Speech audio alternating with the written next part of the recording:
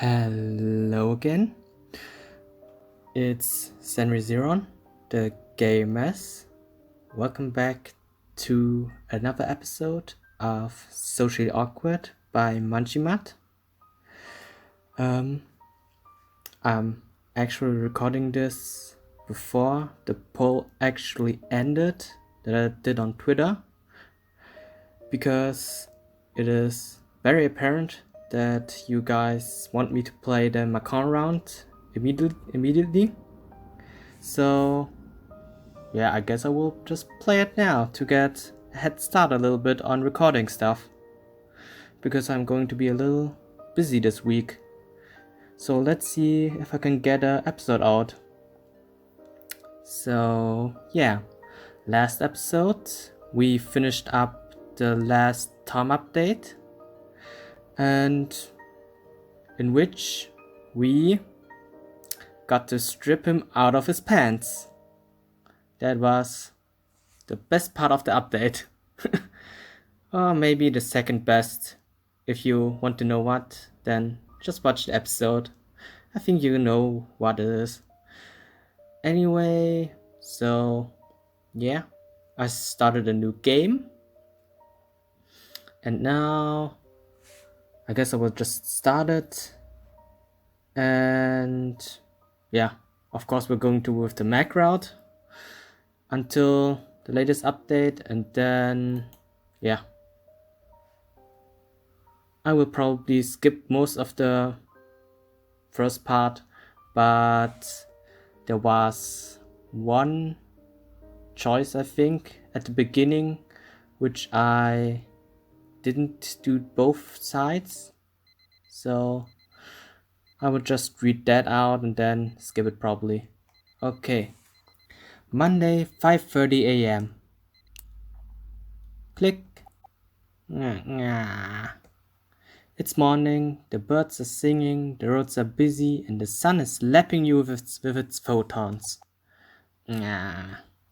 It's the third week living in your 2-bedroom apartment, yet you still feel alienated by your surroundings. As the encroaching beam of sunlight touches your sensitive toes, you can't help but wince and groan as you declare war at the sun. Go away, sun. Shoo, shoo. You try and shooing away the sun. It doesn't seem to be working. Shh, shh. Hissing at it doesn't seem to be working either, so you decided to turn your back towards it and hug the cold wall for comfort. But alas, your war is an inevitable loss, as today is the day of your first day in college. Bah! Sigh. It almost feels like yesterday that you graduated from high school. Technically, it was just a few months ago. The thought of school makes your body cringe in disgust over the horrible memories you've experienced in your life. Mama, I hate school. You mumbled and rolled. But Senri, school is good for you. You should just try and pass it. But you imitated your mother horribly. Mama, then started to sing. After crying your mind awake, cringing your mind awake, you roll to the edge of the bed, lift half your body up, licking your paw and groom your bed hair with it. Scratching your chin, you turn your body facing towards the windowsill, remembering where you put your phone. But it wasn't there, so you tilt your body to the side, thinking it must have fallen off the bed. Your sneaky tempered glass protected rugged case smartphone reveals itself by sliding down your butt. As you press the power button, the red battery of death flashes before your eyes for 3 seconds, then it turns itself off. Crud. Must have fallen asleep while playing FurTube again.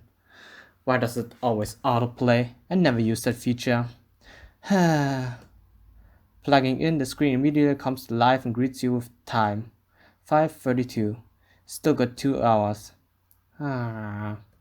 Reluctantly, you get up, you fall to your side with the pillow to cushion your fall. Closing your eyes, you drift into an imagination, thinking of... Okay, in Tom's route, I thought about dicks. So this time, let's go with food. Delicious fried food. Tempura, fried chicken, squid balls, spring rolls. All of the heart-stopping goodness throwing themselves into your mouth like sacrificial offerings. Yum! Nom nom nom. Nom nom nom. I'm hungry now. Better start the day off. Okay, I think from here on out, all the things is the same. So we'll just skip it. If you want to watch the whole thing, you can go to Tom's episode or episode 1 of Socially Awkward and then watch the rest and then come back to this video. So yeah, just skip through all this. Okay, last time we went right, so this time it should be left. That way. Yep, that's right.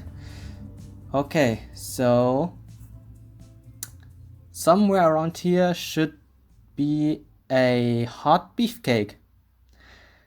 You end up in the schoolyard. You wander around for a sign or a marker that says auditorium. Where is it? Did I take a wrong turn? Maybe I should head back. Okay. Heading back gets you on the Rask route, and keep going gets you on the Maccon route, which I'm going after, so keep going. You turn to look for a staff member like a guard or a janitor. In a strange turn of events, it appears that you are alone. Maybe they're just up ahead? Wait a minute, let's put up a little the volume, because this sound effect is really creepy. Maybe they're just up ahead? You wander and wander, but not a single soul in sight. You start to sweat, your heart starts pounding, your eyes starts to lose focus and become blurry. Where is everyone? Hello? You start to hear noises that you know aren't really there. Your breathing quickens even though you're the only one walking down the empty field, echoed by your own footsteps. You stop in the middle of the open yard, focusing all your senses for a presence only to be met by nothing. Your brain tells you to go back. Go back, go back, go back, go back, go back, go back, go back, back. Go back. You immediately about face and start running for your life. This was a bad idea. Your heartbeat skyrockets as you run along the courtyard. The pathway seems to stretch further away from you no matter how fast you run. You drench your tightening chest. Not now, not now. Just hold on. It is getting harder and harder to breathe. You desperately gasp for air through your mouth, but it's not really working. Instead, you're feeling dizzier the faster you breathe. Just a bit farther. You just need to get out of here and then the attack will end. Come on, buddy. Come on, buddy. Almost. There. Suddenly, you smack your face against something hard. Shit. That's Makong, obviously. Kid, are you okay? The glaring sun behind the figure, in addition to your tunnel vision, makes it impossible for you to see who it is. Then it hits you like a ton of bricks. You're in full-blown panic. You shuffle about trying to pick yourself up, but your whole body feels like it's on fire. Heart going overdrive. It feels like whoever it is still speaking, but you can't make out the words. Kid. Fuck. The figure grabs you by the shoulder and shakes you. He comes up close yelling something. Fucking panic attack. I'll fucking kill you if God ever gives you a body. Kid, breathe slowly. Breathe slowly. Stop screaming at me, God. I know. The second wave of pain comes, making it harder to concentrate on your breathing. Kid, you alright? You're not helping! Stop yelling at me! Come on, kid. Just breathe slowly. You're okay. You're not dying.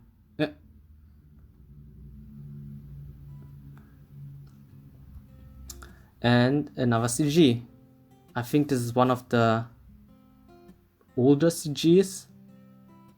Mainly because the two in Tom's route were like cutouts or something that are put onto the background. And this is a real complete CG. Which, yeah, it looks very good, I think. And Makong obviously looks very handsome. Yeah, so anyway, let's keep going. That's it, kid. Just hold it in and breathe out slowly. Incredible. Your panic attack was conquered by the power of sexy. You're doing good, kid. I personally think the panic attack scene with Tom was better.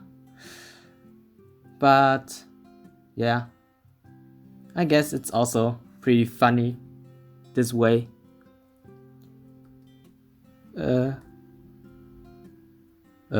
Hello, kid? The beefy wolf snaps his fingers under your ear. How do you respond? So, I'm actually not sure which one is the better option. So I will just save here, and then we can try both options. So emotionally is a lovey-dovey, I think, and physically is like just you're so super sexy. So let's go physically first, because I think I'm more of an emotionally type. So physically, you turn your head to the protruding meaty pecs and took a good whiff. Ew.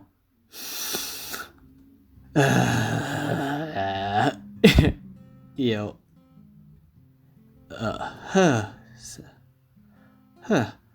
Good. I thought you were having a heart attack. There's no tingling sensation in your left arm, right? Not on your arm, at least. You shake your head and subtly cross your legs together. That's good. Are you fine? Do you need me to call someone? You shake your head even faster this time. I guess you're used to it here?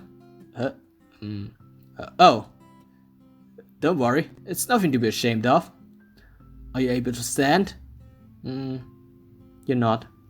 Let me help you up. Okay, I have no idea when it actually stops. So let's go back for now and try the emotional path. Is it love at first sight? Or maybe it's the millions of porn you've watched on the internet. In every teenager's life who has the hots for a big beefy man, they have only one thing to say at the end of the session. Marry me! Good. I thought you were having a heart attack. That's hard to decide actually, which one is better. You know what? I guess I will go with the physical one, because it hurts me to say marry me because I love Tom so much. It just feels wrong.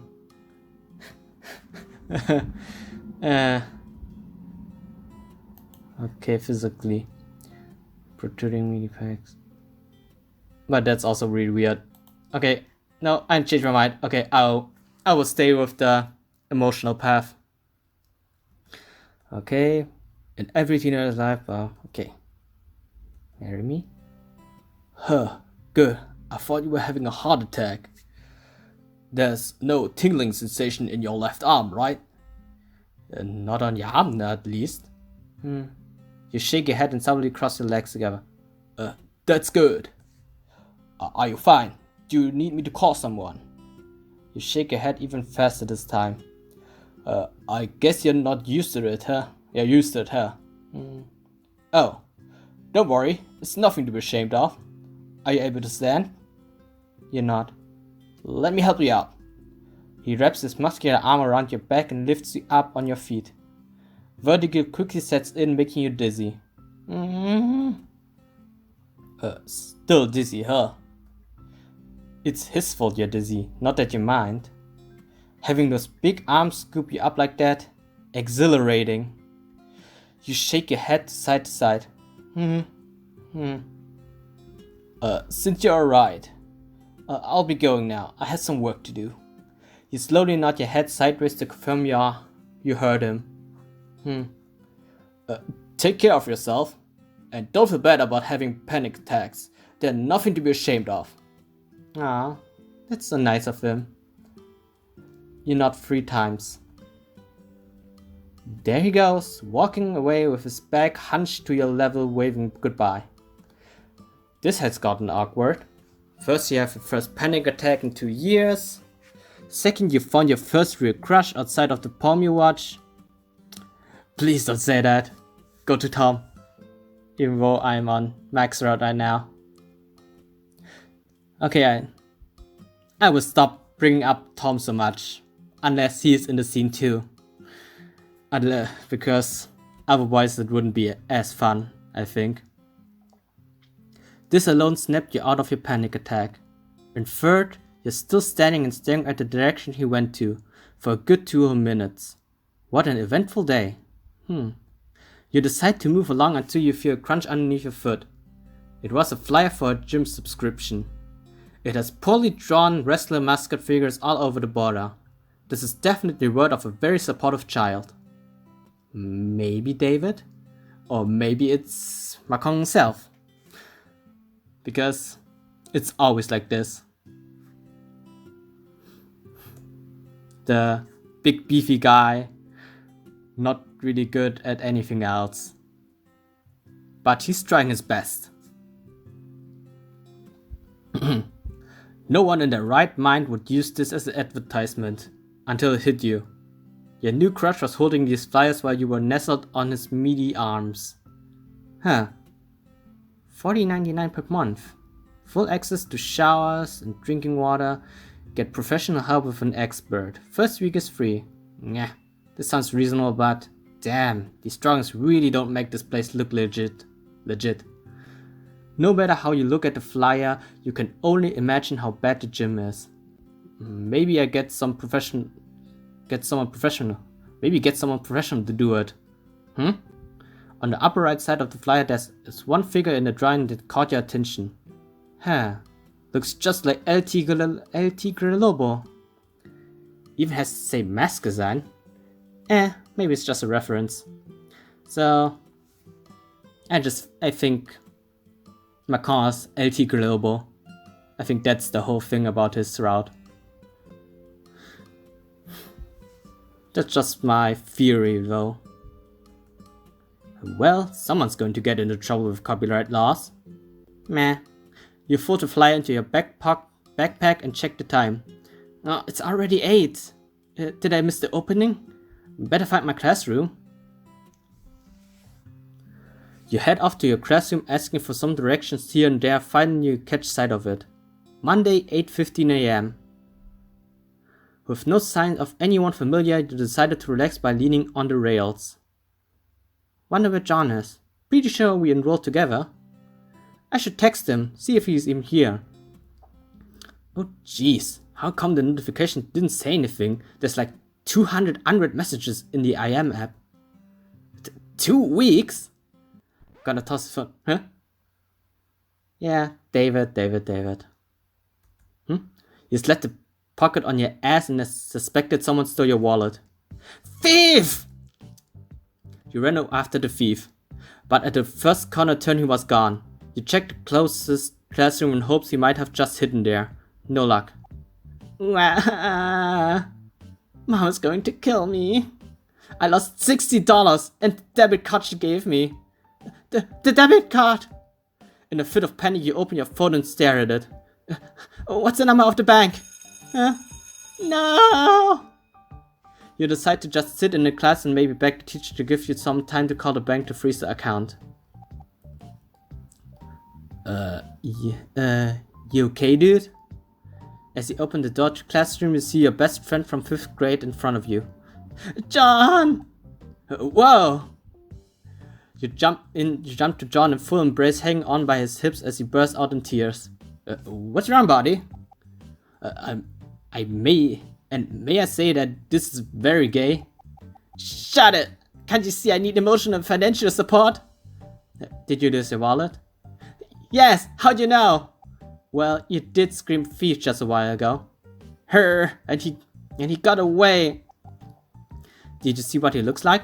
Yes, a brown wolf with a huge collar on. Must be color season. What does that have to do with the current situation? I like to keep in touch with the current trend. What does the collar even look like? Blue with weird plates attached all around. Oh, and short. He's like super short. That's the guy. Ah, he's so cute. Like him? Ha! You jumped and grabbed both of his ankles. He tried to pull away, but he focused more on balancing. Get it back, you little thief! Yoink! John took the assumed thief's collar with such grace that the thief didn't notice until John uttered yoink out loud. This looks nice. Thanks, dude! The wolf was frantic over losing his collar, but he couldn't move with you shackled to his legs like a ball and chain. John fixes his newly acquired collar and takes a selfie, making a peace sign. Such an influencer. I'll trade you for his wallet. Listen, dude, since we're classmates, how about you come clean? You're gonna be stuck with us for half a year. Do you really want a cat clinging onto you the whole time? Shh! Tick tock, dude. The bell already rang. Teacher's gonna be here any second. Shh!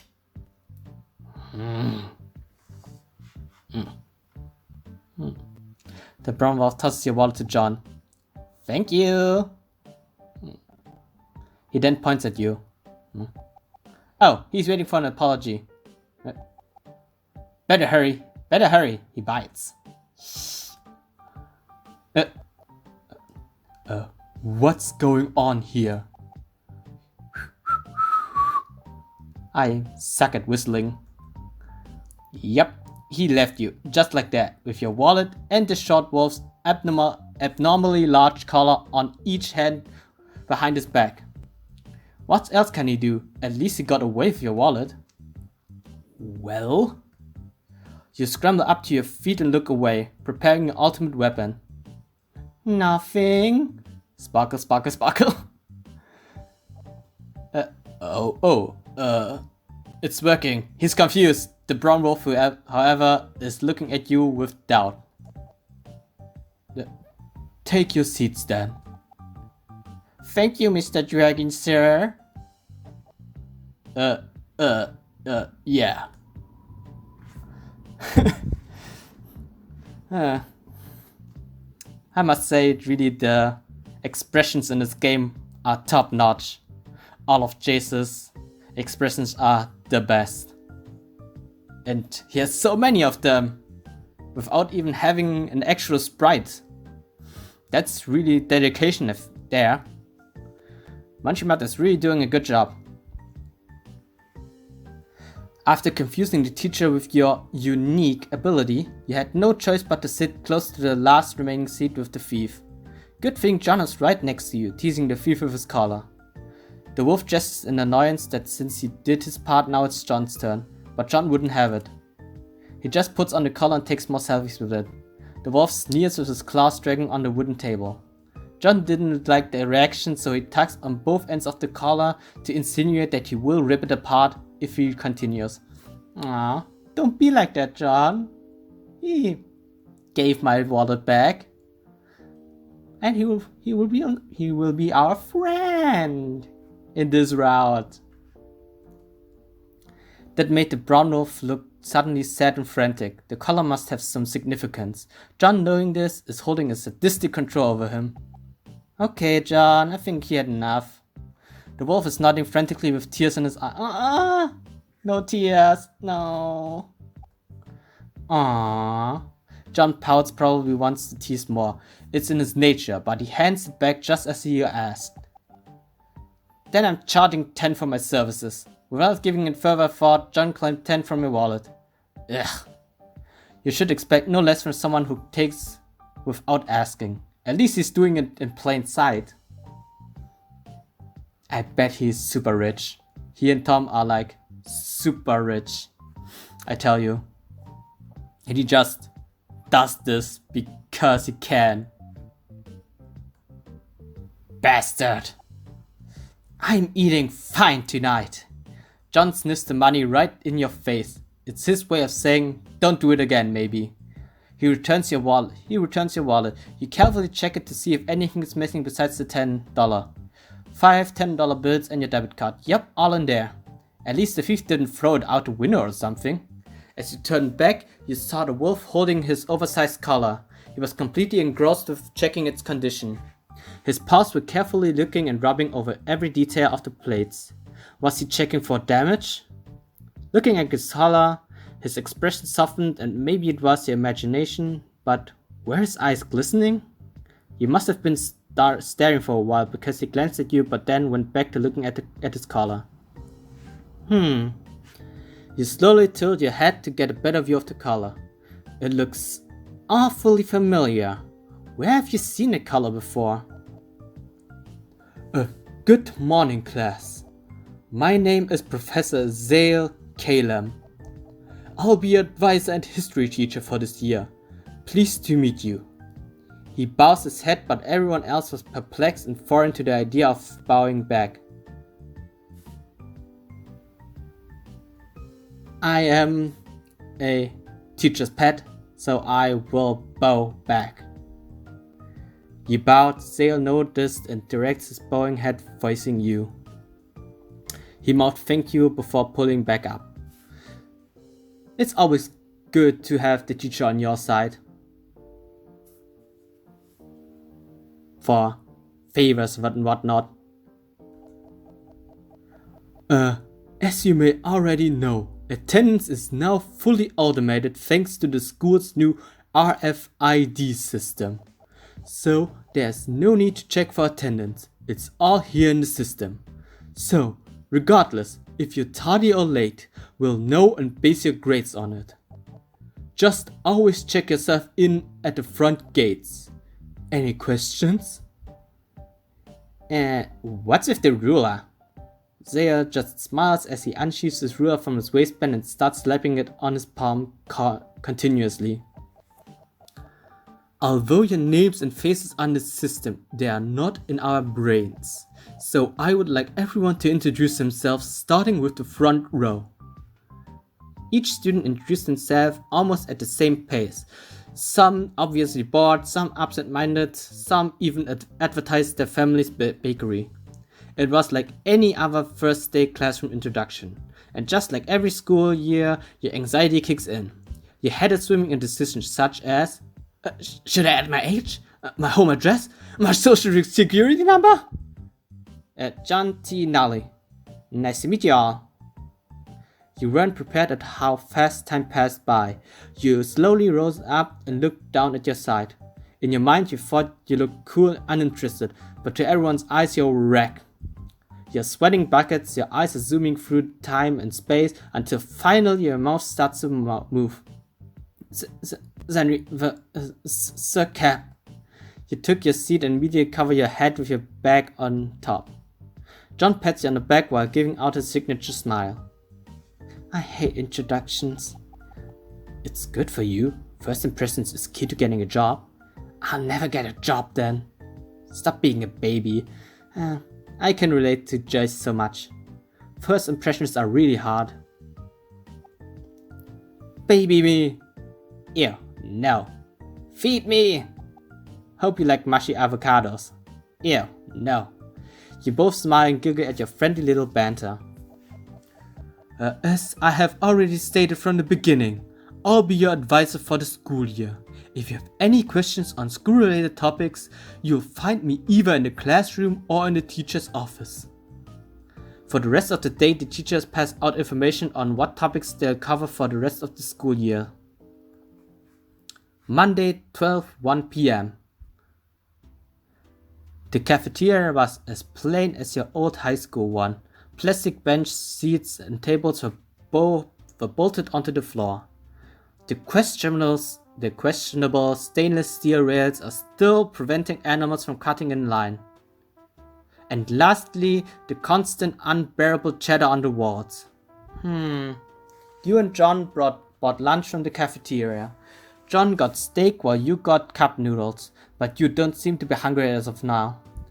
You're more preoccupied trying to remember what you saw the specific color, where you saw that specific color.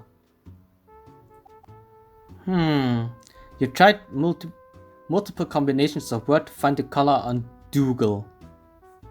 There's something about the color, it felt so nostalgic. Yeah, it belonged to... You must know why. What's up? Blue color with tags. Dougal? Just random colors of all sorts popping out, nowhere close. Trying to remember where I saw the color before. Why? I think it's been bugging me the whole day. You know, that feeling when you hear a piece of the song but you can't remember the title of it? I guess. Do the gash marks, scratches thing ring any bells? Oh, I thought he was eating something. The gash marks. Do the gash marks and scratches ring any bell? Scratches and gashes. A little bit, but nothing to go on about. But why would the color have protective plates like that? Maybe they're tags? Or a hand-me-down? Could be. Familias and lupus usually wear them as either a memento or ID. Lupus are wolves, familias. That's weird. That's no animal, I think. They look fancy. It's cute. You'd look cute with one, if it wasn't racist. Yeah, I bet you would want to put a collar on him, on Jay's hair. John. Horny guy. Huh? How it's racist? It is extremely offensive to a Felician to wear collar. Anyone who's read their history book would know it's an act of racism to wear one. You should know this, it's part of your history. Ew, not again the nose picking. Gross. But I think they're sexy. Are you sure it's not your racism talking? Who knows? Why do you think I have you as a friend? Unsettling. Hola. Nice to see that you're okay, little gato. If it's not much to ask, do you know someone named David Mercy? Shoot, you're bad remembering names and talking to strangers, especially hot ones. Yeah, we do. We do? Yeah, we're classmates. Really? Yeah, silent and always angry looking. Sounds like David, alright. Have a seat. David should be here any minute. Gracias. But I can't stay. I'm already late for work. I was only going to give him his lunch and then head back, but I can't find him. Oh, you can have us delivered to him. Really? Why not? David's our friend. Really? The hulking wolf's eyes brighten as if he won the lottery. Of course, we are friends for... John, what are you talking? What are you doing? We don't know anyone named David. Wait. Oh, of course. What are friends for? Fuck.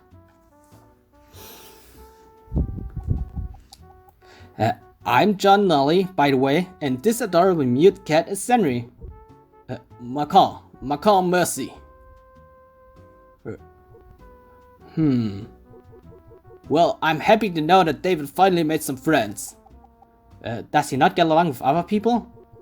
Well, he does. It's just the things have changed over the past years. Say no more. We'll take good care of him. Right, Henry? Yeah.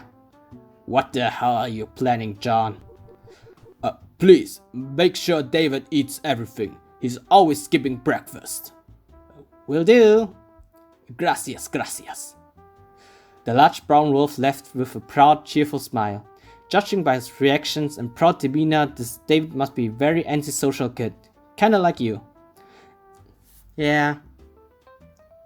I think I said it in a comment or something on the itch.io page before that Chase and David are pretty alike, kinda. They're both kinda socially awkward in their own way. That's why I think they would make such good friends, and also maybe a couple or something. As soon as Maccon left the door, John starts opening the lunchbox. John, don't you dare! Relax, I'm just investigating. Bob. Ow! No, bad John. No. You bopped John's nose. No, bad John, bad. That was coincidence. I was just ad-libbing this thing, but no. Jace also said it. You're no fun. Fun is with consent. I know some people prefer to be surprised. But no. It's fine. No means no, John. David comes in with his wildest expression, like he's got caught peeping into a girl's bathroom. His arms flay around trying to say something. I know you can talk, by the way. David sneers and holds up his phone, showing a text message from Maccon. I left your lunchbox with your feline friends. Much proud, best little brother. Next to the text is a sticker of a doggo meme. David made more gestures with his hands. From what you could understand from it all is, what the fuck? I still don't really have a good idea what to give David as a voice. I mean, he doesn't talk much, but eventually he says one or two words. David, my friend, my dear friend. What would have happened if I told Maccon that you were a thief? I bet he would have been heartbroken that his own brother got kicked out from college because he stole his friend's wallet. Oh no, John, it's making the face of devil with a contract. Here, David, don't let John get to you. You take David's lunch away from John's demonic fingers and hand it to David. No, my leverage! Don't be mean, John. But I wanted to play some more. Evil. Proud of it. You roll your eyes annoyed. Go on, David. Maccon told us to make sure you eat everything. Just be careful with John. He may look harmless, but he'll get you somehow, some way. As much as you don't want to be around new people, you see a little bit of David in yourself. Maybe that's why you don't feel uncomfortable by his presence, even though he stole your wallet.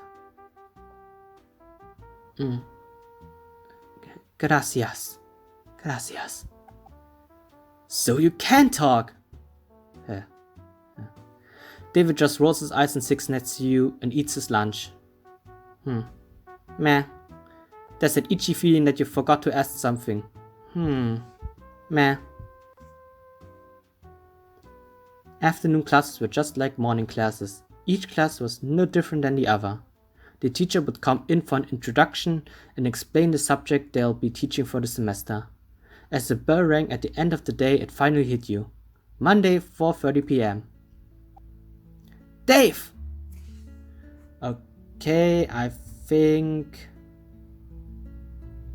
this could be a good place to end. I think I ended the very first episode in this place too. Next episode, we should be going on. Well, you will see. You will see, I guess. Yeah. So, anyway, thanks for watching, and I hope this will come out not too late. And let me just say that David is just the cutest. Just look at him. He's so cute. Anyway, yeah. See you later, guys. Bye.